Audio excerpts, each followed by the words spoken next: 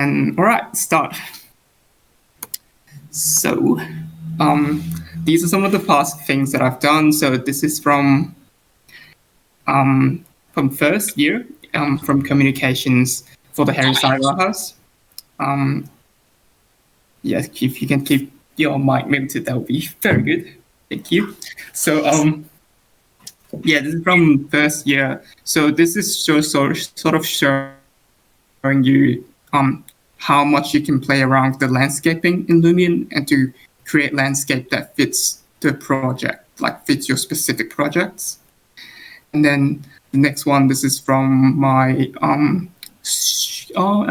this is from Studio last term, and more images of that, like the different styles that you can do with Lumion, with different settings, and just show like the different materials that you can have. And it is very, very powerful and very simple. Well, yeah, very simple to do. And this is a project from Studio 4 last year, and just sort of showing you a diverse sort of styles that you can create for Lumion. And it's a very useful program. I love it. So moving on to the workflow. First up, I'm going to show you how to sort of set up your files. So I use SketchUp over here, but you can basically use any program you like, as I've mentioned before. So when you first start with the model that you have, so right now I just have a box just to demonstrate how it goes. So when you've done your model, what you want to do is you can there's two methods that you can use to go into Lumion. You can either export your model, export 3D model as a DAE file. What that does is you will be able to import that into your the Lumion program. So you can either do that, or you can have a plugin called Lumion LiveSync.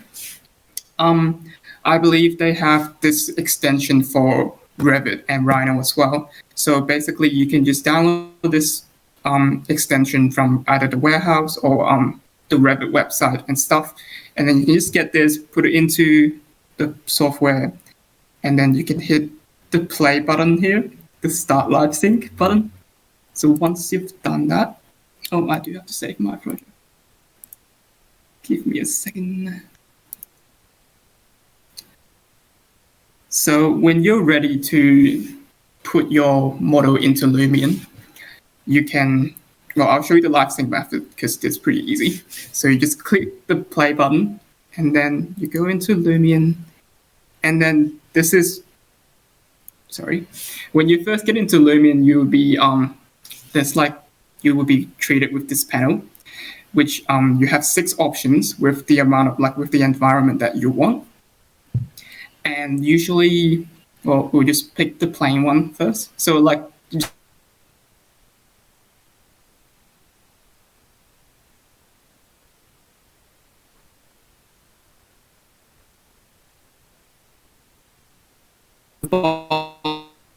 box that I've created in SketchUp has appeared. Ooh. And what is powerful about the LiveSync function is that whenever you change something in SketchUp or Revit or Rhino, it will automatically pop up in Lumion. So if I were to create a cone, you can already see it happening on the right-hand side. If I want to create this cone over here, it will immediately pop up in Lumion, which is really useful if you want to just test out your model, or if you have little things that you forgot to fix up. You can have LiveSync on and then just fix it in the software, and then it will automatically changes and it will automatically update in Lumion, which is very, very useful. I guess I will also go through the export option as well, just for because there is a bit of difference for LiveSync and the export method. So if you were to export 3D model, and we just set this as test. And then when you go into options, nope, this is like you can just keep the default options on because it doesn't really affect like much. So we will export this. And then when we go back into Lumion, the way you put it in there is when you first open it, this will be the left panel that pops up. And then you click into import. Oh, actually, I have to import new model. And then select the file that you have and then open. So when you're importing model, the difference between importing model and live sync is that you get to choose these two options over here at the bottom. So you can either import the animations as well, which is usually something like cap off because I don't really use it a lot. And also you can choose to either import edges or don't import edges. This is something that will really affect the way your model looks, and I don't think you can change I don't think you can change whether you have edges on or not afterwards. So this is a pretty important stage of like depends on what style you're going for and depends on which one you like more. Recently I've been really digging having edges in Lumion, so I'm going to import it with input edges on. Click OK. And you just gotta wait for Lumion to do its magic. There we go. So after you've imported the new model, it will automatically show you here, and then you can just left click and you can place it down. You can place as many of them as you want. So this library on the left here is all the models that I've ever imported into Lumion. And if I just want to place maybe my site model over here, I can just select it. Oh Lord, maybe it's a mistake, it's too big. But yeah, you can just click it and then you will have the option to place it down. There we go. Wow, it's humongous. So again, you left click to place it down. Just give it a second. There we go. And just be mindful that Lumion does take a lot of it is very draining for your computer to run. So preferably you will have a good graphics card and a good computer to run it. So over here, we sort of show you the difference between importing with edges and without edges. So the one on the left is the one without edges, and the one on the right is the one with edges. So it's just sort of depending on what you like more, to be honest. The one on the left gives it a more of a realistic feelings, while the one on the right is sort of a little bit cartoonish. So based on your personal preference. And I guess now I will go into sort of basics of Lumion. So the controls for Lumion is very different than your standard modeling softwares. So you move around with WASD like a game, and then you go up and down with Q and E. And when you hold down Shift while doing WASD, you go a little bit faster. You go a little bit faster. And then if you hold down the space bar as well, you will go very fast. So this is how you traverse the sort of this digital world by these controls. And it works with Q and E as well, which is going up and going down. So after you figure out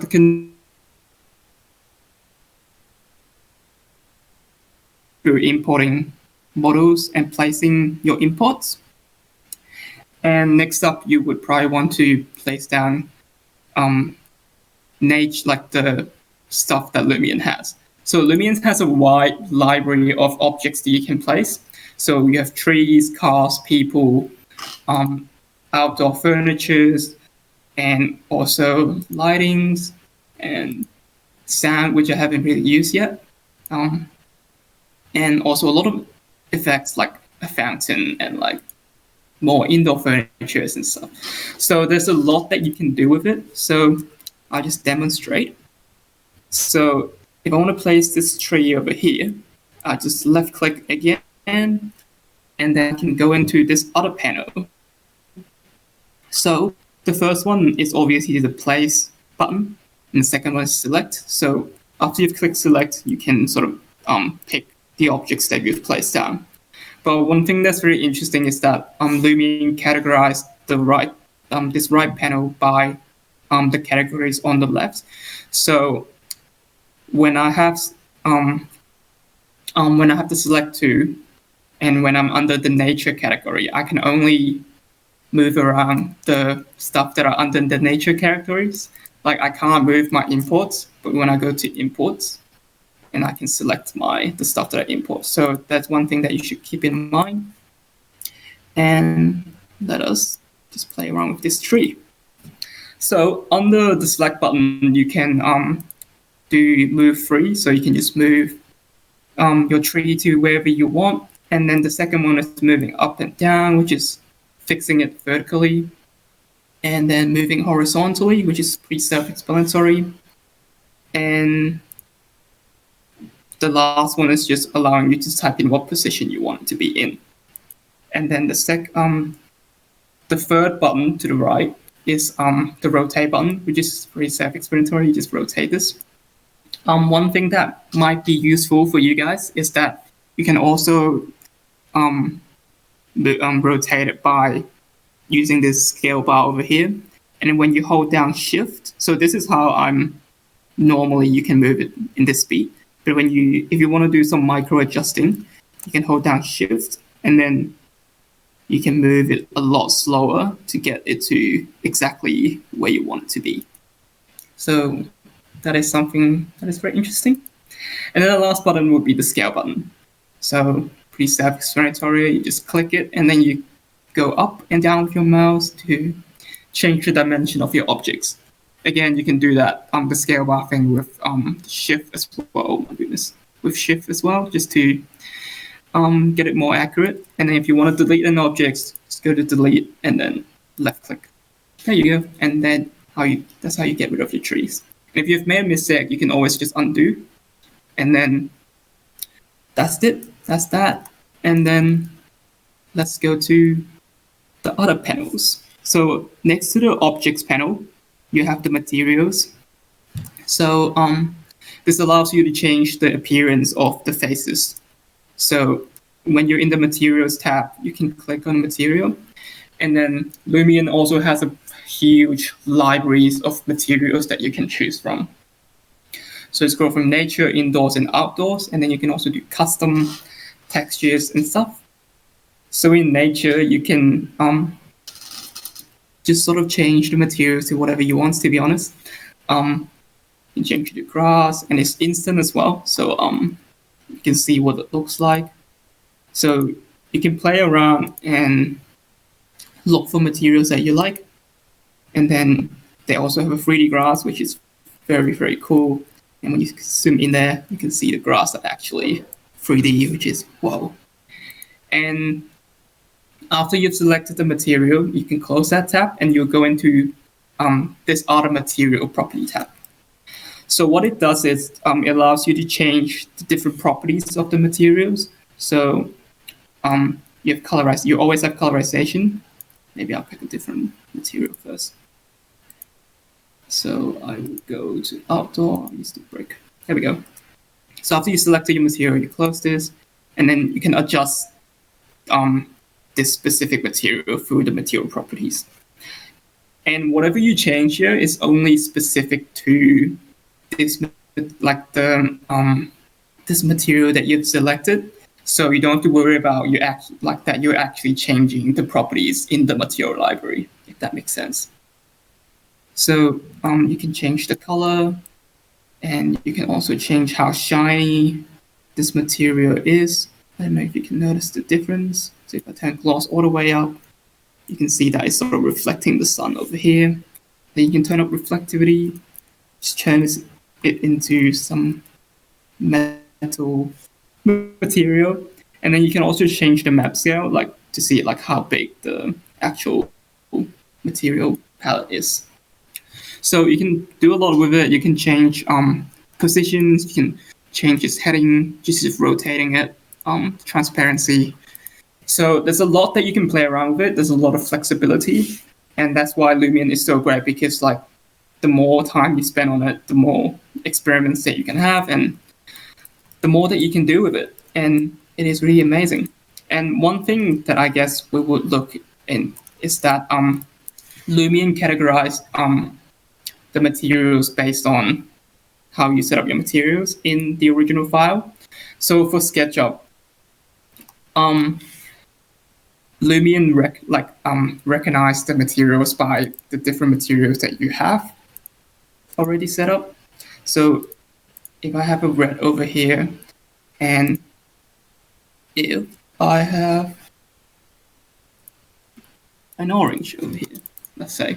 So there are three colors on this model, which is the white, which is the default materials, and the red and the orange. By setting different materials to your faces, Lumion will recognize that this face with this red faces is different than the orange and the white, and therefore you can change, like you can assign specific materials to these faces. So in this model over here in this boxes, so because when I imported this model, I didn't change the any materials on SketchUp, so it was completely white. That's why this whole thing is now this brick texture. But if I had set the materials before I imported, I will be able to change the textures. And also, this is why live sync is very important. So because sometimes you would forget to assign a material in SketchUp or Revit or something, you can turn live sync on, and then it should update on Lumion as well. So like, it's just these little things that will really help with your workflow, and so that you don't have to keep going back and forth. So see, now that this one's updated, I would be able to assign different materials to these different faces. And yeah, that's basically it for setting up materials and stuff. And the third of functions that you can have is changing the landscape. This is something that is very elusive and also very fun to do. So you can either, so on the left over here, you have the 6 boxes, which allows you to change the heights of the terrain and adding waters, oceans, and painting, which is adding texture to the surfaces. So under height, you would be able to change the height and the height of the terrain. So the first one is rising, lowering, and then flattening, and then also jitter, I think, which is just making it a bit irregular, and then smoothing it out. To be honest, you wouldn't really go into terrain a lot. Well, at least from my experience, you won't do terrain a lot because it does take a lot of time to set up, and it does take a lot to play around with. But for sure, you can do a lot of amazing things with it, playing around the terrains in Lumion. Usually what I do is I just have the terrain that I already had in SketchUp or like your modern software, because in this way, this is a lot easier than creating your own terrain from scratch in Lumion. And the last one is weather. You probably don't need to worry about this tab too much, because when you go into renderings, you will have a second options, like you will have a better panel to change the weathers in this. So now that I've gone through the basics of operating in Lumion, I will then open one of my previous files to show you oh my goodness, what you can do with it. Let's go to files. Yeah, when you're done with it, you can go to files and then save as to save your new file. And also, if you want to go back to the start screen, you will always just click files. So this little rectangle on the right is really important to navigate different modes you're in for Lumion. So the first one is build, which is the build environment that we're already in. The one below is files, which is this. You can go back to the starting screen and also pick from the examples, and also load your load screen from your previous work. And then on the right hand side, you have photos, movies, and 360 panorama, which I'll go into later. So right now I'll show you my Studio 5 project, and we'll start to go from there. This will probably take a while to load, so again, if you have any questions up to this point, just type it in the chat and we'll answer it. This is going to take a while because that file is really huge, and that's it. Jonathan, I have a question. Yes. Regarding the trees, Mhm. is it like better to add if you have a whole lot of trees, is it better to add them in SketchUp or in Lumion? And like what's easier on the computer too? Usually for trees, do you mind turning off your mic, please? Sorry. Yeah. So for trees, I will usually use the one in Lumion because SketchUp trees and like the default trees in like your software programs are usually pretty. They're usually not in 3D, and in Lumion you want everything to be in 3D. And one thing that I forgot to mention when I was talking about objects is that you can put things in different layers in Lumion as well. So if you go to the top left, you can see that I have set up 3 layers. Well, instead of 5, by default you will have 5 layers. I've only used 3 here. So this is a project that I did last term, and let me show you the layers. So everything here is on the first layer, and then if I show you my second layer, this is where I have the trees in. So if you want to change what objects what layers your objects are on, basically you would just select them, select them, and then you can go into the top left corner, and then you'll see this little triangle or little arrow over here, and then you move selection to layer, which will automatically send these stuff to send the stuff that you selected into that layer. I'll just hide these now because it would kill my laptop. So this is a project that I've done last term, and in here I've already set up like in my original SketchUp file, I already had the different textures on, so it's really easy to do. I guess one thing that I would like to point out is that with the nature materials, there is a lot of amazing things you can do with it.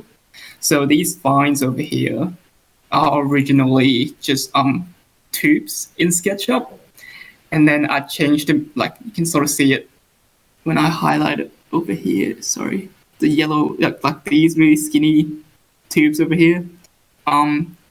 This is what I created in SketchUp, and then I just changed the materials to like a leaves textures, and then it just sort of turns into vines. I guess that's something that you can try doing if you want a very nature-infested sort of model.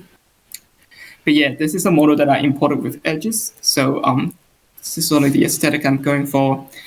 And then now I can talk about rendering, the actual rendering in Lumion. So if we go back to the bottom right corner, you can go into photos. This is where you would be setting up your scenes. Let's go to a new one. So in this setup, you can still move around. So you can set where your camera wants. You can set the focal length, which is how zoomed in your camera is, and then you can set the camera height as well.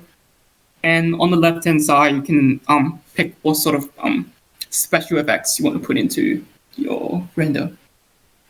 So if you go to click Custom Style, Lumion by default will provide you with 9 styles that you can pick from. So you have the custom style, which is the one that we've been seeing. And then you have realistic, interior, dawn, daytime, night, overcast, color sketch, and watercolor. For realistic, so usually I would go with either realistic, interior, or daytime, which is the most popular one. So when you go into realistic, you will already see on the left here a list of special effects that I added to your scene. So for each of these effects, you can double click, and then you can change the properties of it. So yeah, you can change it by here, and then also the scale bar sort of holding shift to change it by a little bit thing. You can still do it with these bars as well, which is something that you probably need when you do this. And if you want to undo changes, you just double click on the arrow over here and it will change it. And if you want to delete some of the special effects, you can just double click on the garbage bin over here and then it will get rid of that effect. Template that already set up, you can also go to this FX button over here to add the effects that you want. So under effects, there's a lot of tabs that you can pick from. So the first one will be light and shadow. Some great things over here that you can use. You can create shadow diagrams from sun study.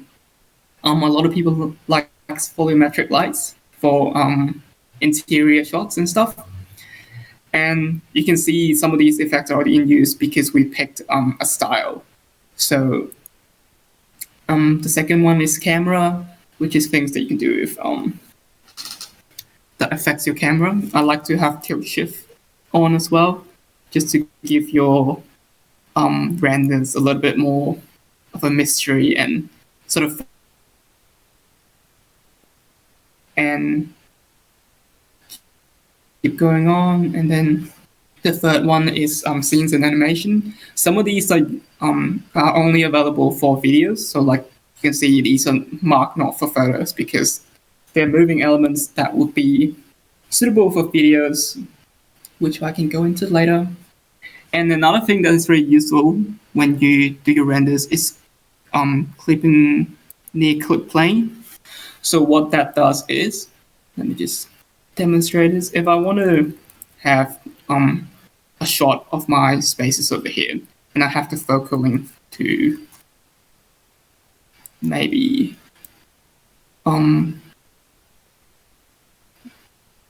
50 millimeters, but I don't want to see the these timber slats over here because it's blocking the spaces that I want to show. What I can do is I can just have the near clip plane effects, and then I can pull this up slowly, and then what it does is it create like a clip and it's sort of like a section view, but like it hides the stuff that are 3.1 meters close to the camera, and in that way you can like still have your focal length changes, but then you won't have to see stuff in between the spaces that you want to show, and which is something that's very useful, which I just discovered recently. And yeah, it's really cool. And another one that you want to have is layer visibility. So once you have your layer set up, you can choose either to have your trees visible or not, like your different layers visible or not, which is important for like if you have a big file like this Lumion file is like 1 gigabyte large, and it's taking up like a lot of my RAM as well. So because of the object, like all the objects in Lumion are 3D, it takes up a lot of memory space. So make sure that you hide whatever that you can hide, so you don't break your laptop or computer. And after you've selected the effects that you want, and after you've done everything, I guess I keep going through this first because there's like so many cool things that you can do with it. The fourth tab would be like the weather stuff. So you can put skies and like clouds and stuff in there. Like skies and clouds, you can. No, it's way too bright. But like, there's a lot of options that you can play around with. You can change it. Man, you really can't see this. But yeah, you can have realistic clouds on, realistic sky on as well, which gives like a really freaking realistic sky. And then after adding weathers and stuff, you can change like the general style of your renders as well. So if you want to have like a pastel sketch sort of render, you can have this special effect on, and it changes your entire view into something that is very different than what we already had set up.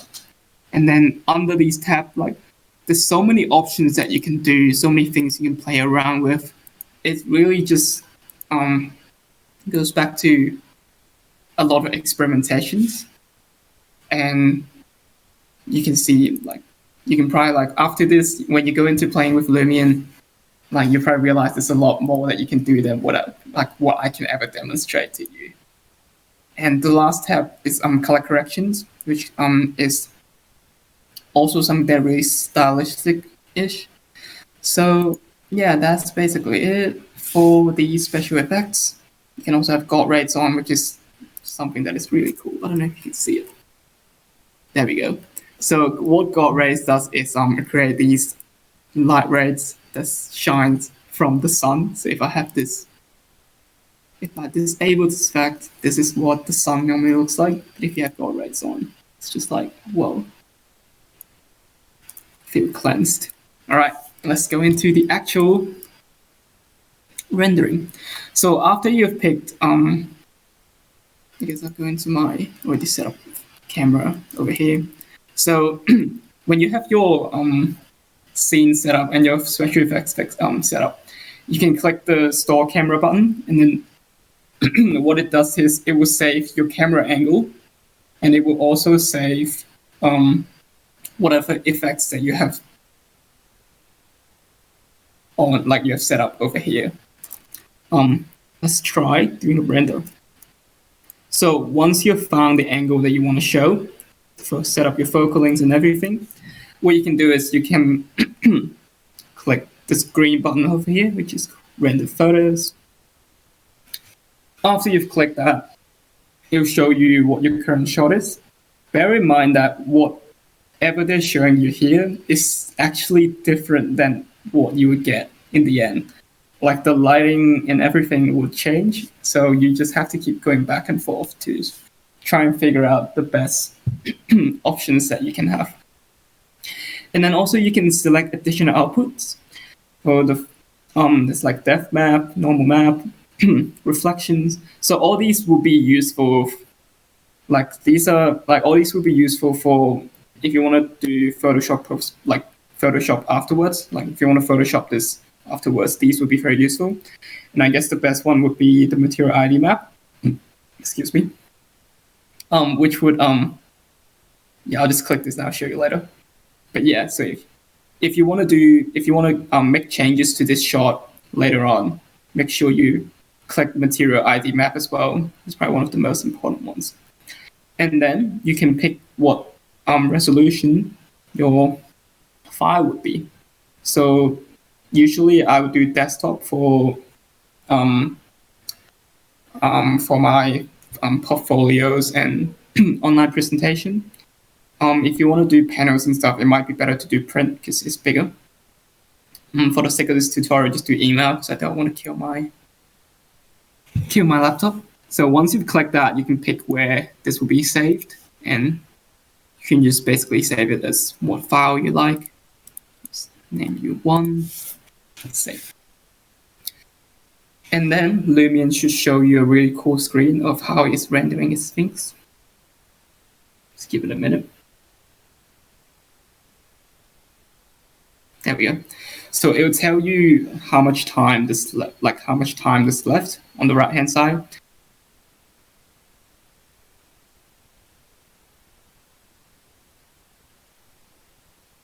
Yeah, usually it does do this. Like it does flashes a lot. Like it will flash through a white screen and go back to normal. So like don't freak out when it goes to non-responding or give you this white screen, because Lumion is trying, like it depends on how many special effects and objects you have in your model.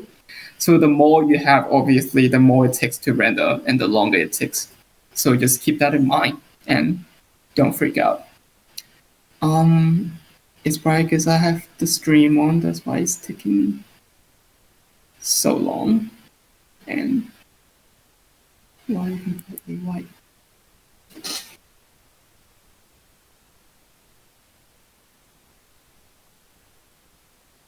Come on, you can do this. But yeah, usually this is when you go grab a cup of tea, go look at your phone, and just hope that Lumion doesn't crash. And hopefully by the end of your waiting, you will have your first render.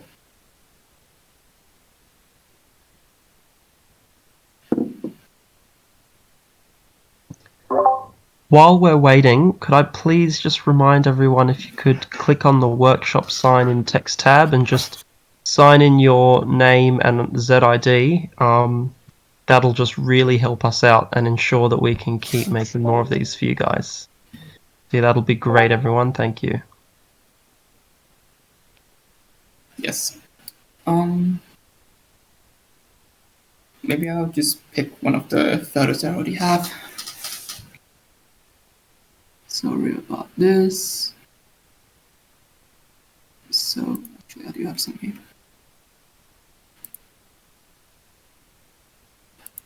So this is a photo. So this is not another project, but in theory, if you loom, oh, there we go, worked. So the one you see here is the material ID map. Don't freak out. This is the material ID map, which pretty self-explanatory. So it will set all the different materials into a different color. So when you select it in Photoshop, it's super easy, and you don't have to manually select the faces that you need. So after that, you can click OK. That should be it. So after you've got your renders, let's see, is it over here? There we go. So this is the end product that we got. So because I had so many different materials in here and so many different little components, that is why it took so long. Usually if you have a smaller file, it wouldn't take as long and it wouldn't just go white like that. So after you've got this, you want to open it with Photoshop. And because Lumion always has that really annoying watermark on the bottom right, after you've exported this, you would want to get rid of that. Otherwise, you get roasted by your tutors.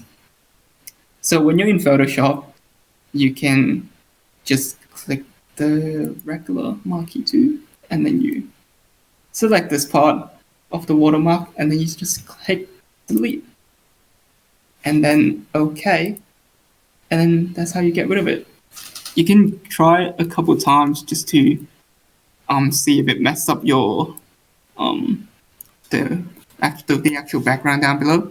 So if it doesn't work out like this, just try it a couple times and eventually it'll work. If not, people usually won't notice a little bit of a smudge on the right, on the column. So you're all right. So this is basically the renders you come up.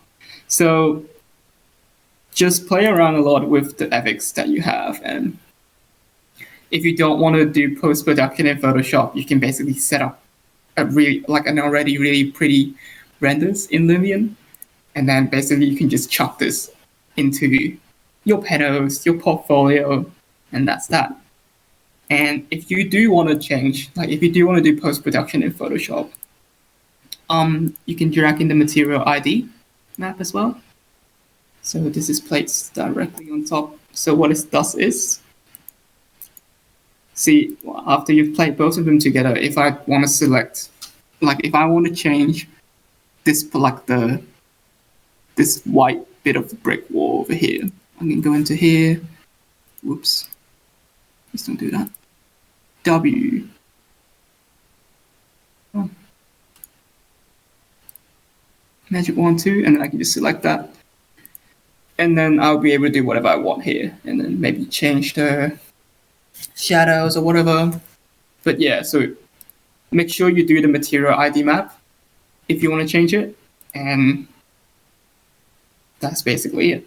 And also, you probably want to add people in here and stuff, but yeah, this is already, I would say this is like a pretty good presentation level render. So as long as you have your 3D model set up right and your ethics set up right, you can do really amazing renders just in an instant. I guess the most important thing when you're doing, if you plan on using Lumion as your major rendering like for your major renders in your project, you should really invest more time on doing the details in your 3D models. So last term I spent a lot of times in doing like the interior details and like resolving tiny little things on my 3D model, and that's why when I go into Lumion, I can just create really quick renders. It's really powerful this way. And there's one more thing you can do with Lumion, which is movies. This is something that only the tryhards would do, and you also need a very powerful computer and a lot of time to do this. So what you can do is it's pretty similar to photos, but you can click record.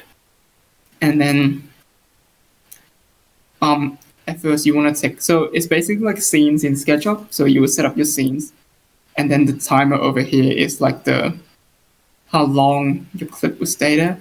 So my second scene I want to do here. And then if I go back to the first one, I can play. Just create really simple 3D illustrations. But you do have to keep in mind that actually rendering this video, like the actual scenes, you go into the actual rendering mode, sort of. So it's similar to the photo mode. You can set up your effects and stuff. And again, the more effects you have on, the longer it takes to render. And right now I only have a 4-second clip. And if I render this movie, I won't do it now because it really takes a long time. But it's pretty self-explanatory. You can pick whatever frames you want, whatever quality you want. But yeah, last time I tried to do a 9-second video with this model, and it was going to take 3 hours, and it was only 9 seconds. So just if you want to do this, you really need a good computer and also good time management to do this. And I won't go into it too much. But that's basically it for a quick demonstrations. There's a lot that I can't show off because there is just so much you can do with Lumion. And I guess I can show you guys more of the renders from last term if you guys are interested. And yeah, if you have any questions, let me know. And yeah, so this is the shadow diagram that I mentioned. But yeah, if you guys have any questions, please do let me know. But I highly encourage people play around with Lumion because it is a fun time and it is very, very powerful and there's so much you can do. Hopefully more people can utilize it well. But yeah, that's basically it. Let's see if you guys have any questions. Oh, cool. Thanks, Jonah. That was awesome. I actually do have a question. With the furniture in that main scene that you were showing us, how much of that was placed in like SketchUp versus Lumion? Oh, yeah. All the furniture in this model is from SketchUp. Because I created them in SketchUp before, and then I import them together with my model. You can also put down furnitures in Lumion. Some people do like that better, but it's not very flexible, in my opinion. Like they look really good, like they're really cool. There's got some really cool stuff in there. But personally, I just find it a bit easier to create custom furniture to fit your style, like to fit your scheme. So it's just a personal preference. Because yeah, but everything in this model, they're all from SketchUp, and that's that.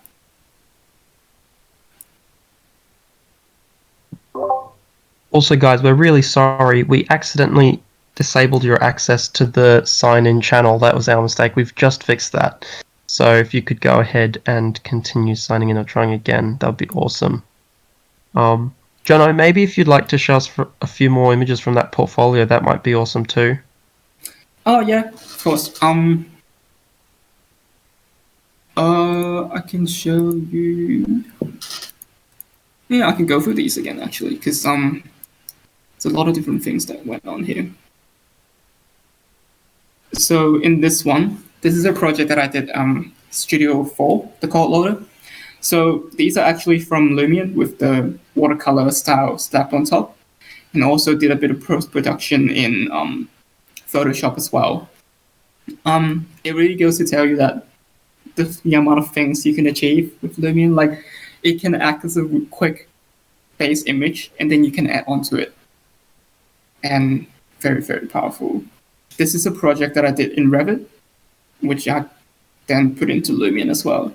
So whatever, like, don't worry about the program that you're using. Use whatever 3D modeling programs that you're familiar with, and invest in it, and then chuck it in Lumion. Very, very simple. These renders are created with the styrofoam style on, which create this really sort of rendery, very digital, cool sort of vibe going on. Yeah, I can show you more of the renders that I did last term, just as we finish off. So all the people that I added here are from Photoshop. So you can actually put down people in Lumion as well, but I don't really like the people in Lumion. Oh, actually, I can show you my Harry Seidler file, which I did a lot of landscaping on, because we didn't really go into that. Hopefully, everything that I talked about was clear. I know I sort of rushed through it a little bit, but and it's a lot to digest as well. Hopefully, you guys can pick something up from it, and really, if you have time, give Lumion a go, because it can really lift off your presentation quality as well. Whilst loading, go back to a little bit more renders from last time.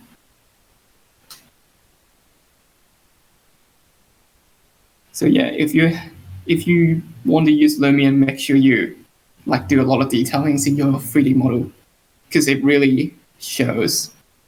It really pays off when you put it in Lumion and do photorealistic renders like this.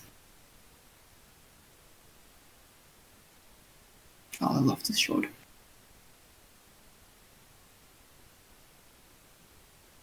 It's a little bit tricky to do interior scenes in Lumion, so you might want to play around with the lighting a lot as well when you do these, and trying different style, changing the exposures and stuff.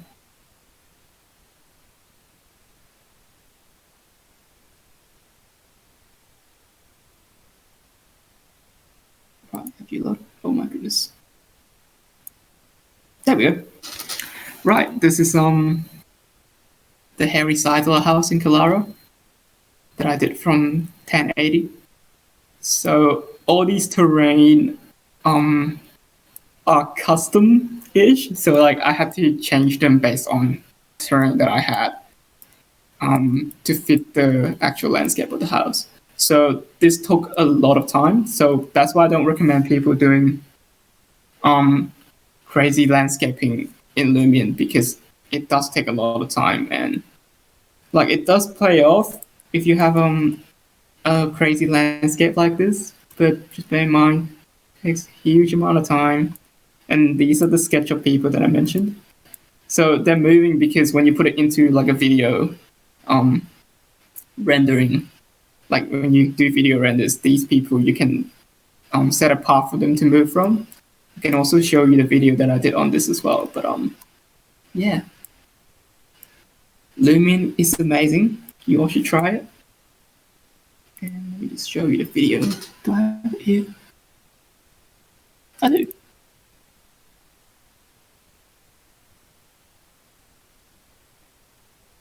This is probably the closing off of the workshop. But yeah, enjoy.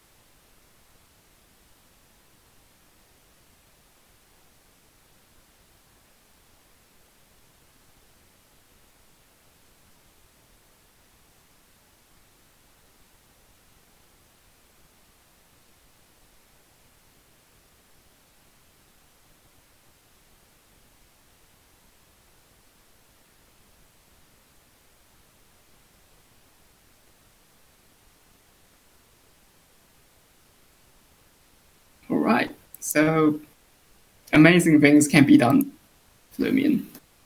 And hopefully this workshop helped you guys. And yeah, please sign in. Remember to sign in, guys. And thank you so much for coming. And yeah, woo. Type down your questions if you have any questions. Hopefully I can answer them.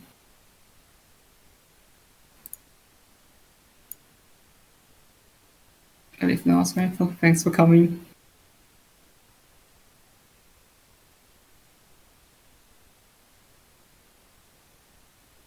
Cool, I will just stop sharing my screen now. So this is how the tutor feels when nobody's responding.